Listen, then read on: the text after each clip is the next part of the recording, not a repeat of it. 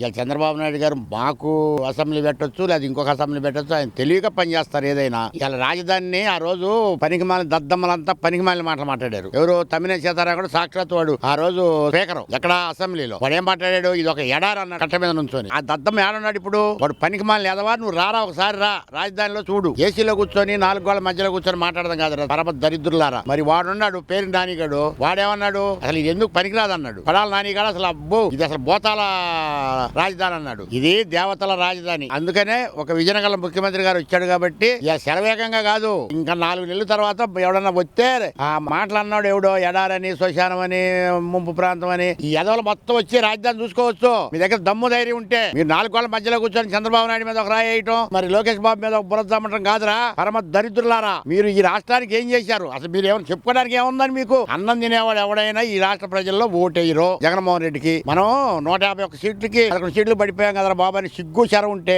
నేనైతే మా పంచాయతీ బోర్డు నెంబర్గా ఓడిపోతే నేను 10 రోజులు ఇంటి నుంచి బయటికి రాలా. మరి వాళ్ళకి సిగ్గు శరం శివుని ఎత్తులేదు, కడుపు తినేది అన్నం కాదు. వాళ్ళు కంపెనీ గడ్డి తింటారు కాబట్టి వాళ్ళు ఇష్టానుసారం మాట్లాడతారు. చంద్రబాబు నాయుడు మాత్రం నైజం అది కాదు. ఆయన ఎంతో ప్రశాంతంగా రాష్ట్రాన్ని పరిపాలిస్తున్నాడు. శాంతి భద్రతలు కూడా బాగుండే. ఇక్కడ ఈడి మూలానే ఏదైనా క్షీణిస్తే ఇక్కడ జగన్మోహన్ రెడ్డి తప్ప ఈ రాష్ట్రానికి పట్టిన శని, ఆ శని ఎప్పుడు పోయిద్దా అని ప్రజలందరూ ఎదురు చూస్తున్నారండి.